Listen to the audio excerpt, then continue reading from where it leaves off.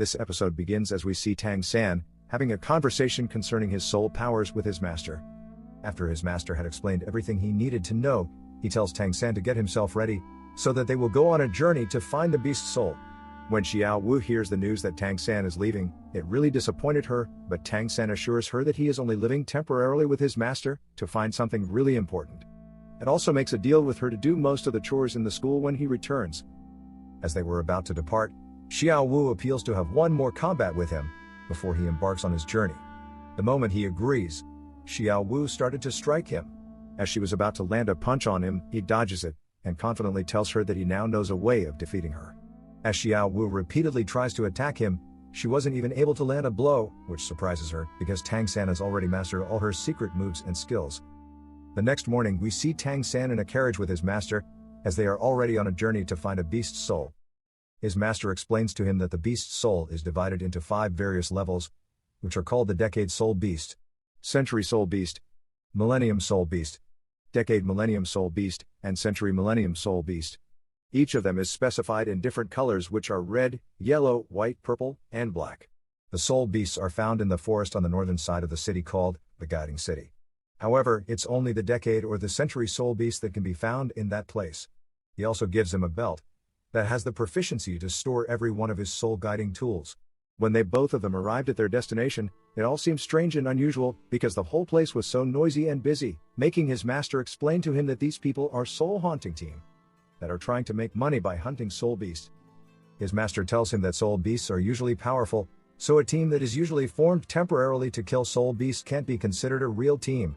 But a true team for hunting down a soul beast must consist of 5 outstanding kinds of people, which includes a food branch tool soul master, who is in charge of replenishment, a healing branch tool soul master, that is responsible for soul recovery, an agility branch soul master, that is responsible for investigations, strength branch war soul master, who is responsible for defense, and finally, the attack branch war soul master, who is responsible for killing an opponent. A team with all these abilities is considered a complete and real team for hunting down the soul beast.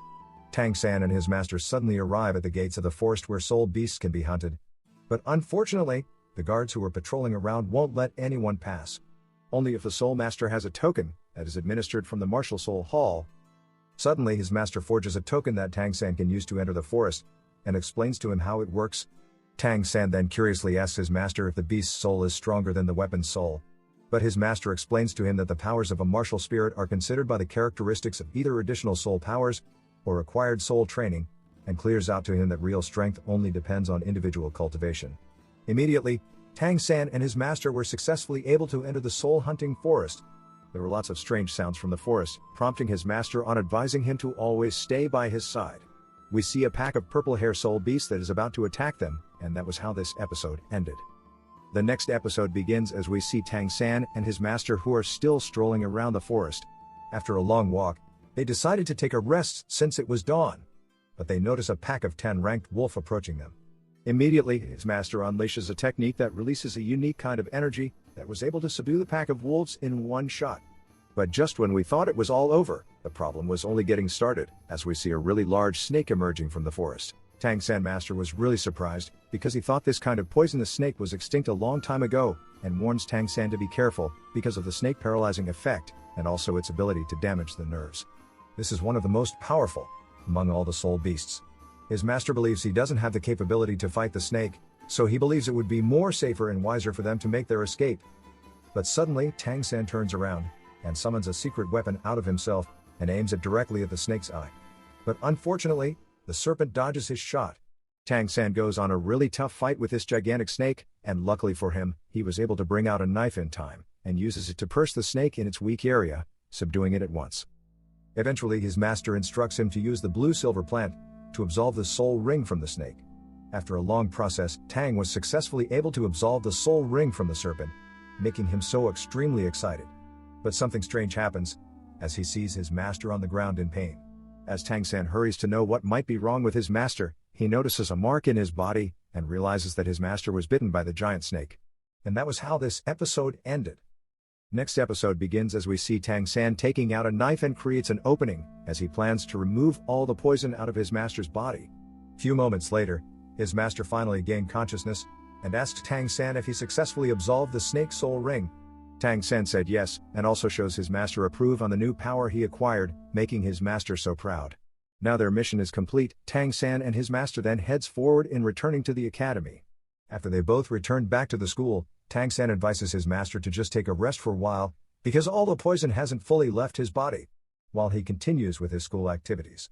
On the other hand, we see Xiao Wu with her hostile followers, confronting the boss of the upper-class hostile called Xiao. Since the both opposing groups are 10 in number, Xiao suggested to Xiao Wu that they should fight one by one, until every member of the group is defeated. The boss from the other team suddenly brings out a challenger. Xiao Wu was about to fight on behalf of her group, but a member in her group called Wang Sheng begs her to fight instead since she's the leader. Wang Sheng has a soul beast while the challenger for the other group has a soul weapon. As the both of them started engaging in a combat, we see them using their powers against each other, but the challenger gains the upper hand in the fight, as he keeps landing a blow on Wang Sheng by using his soul weapon. Just as the fight between the both groups was getting tensed, that was when Tang San arrives, making Xiao Wu so excited, because he is the strongest member in her team. As Tang San sees Wang Sheng was already getting defeated in the fight, he throws a magical stone at the opponent, which gives Wang Sheng the advantage to finally land a blow, and after few punches, Wang Sheng wins the match, as he knocks out the opposing team member to unconsciousness. This makes the boss of the upper-class group more furious, and sends the strongest challenger in his group to fight them. This time around, Tang San volunteers to fight on behalf of the group. As the second challenger runs toward Tang San in speed, he defeated him so easily, making the boss of the upper-class group so shocked, because that was the most powerful member in his group, but Tang San only defeated him in seconds. Angrily, upper-class boss suddenly decided to fight Tang San all by himself. But as Tang San started to display all the powers inside of him, the upper-class boss holds back, as he realizes that Tang San has a 100-year soul ring. Out of fear, he decided to accept his defeat to Tang San. Now the boss of the upper-class group has no choice but to complete his agreement by accepting Xiao Wu as the boss, which will now make Xiao Wu in charge of the whole school. Few moments later, we see Tang San strolling through the city, as he was heading to the Soul Martial Hall. The guards at the entrance of the hall allows him to pass, when they found out that he was there to examine his martial soul.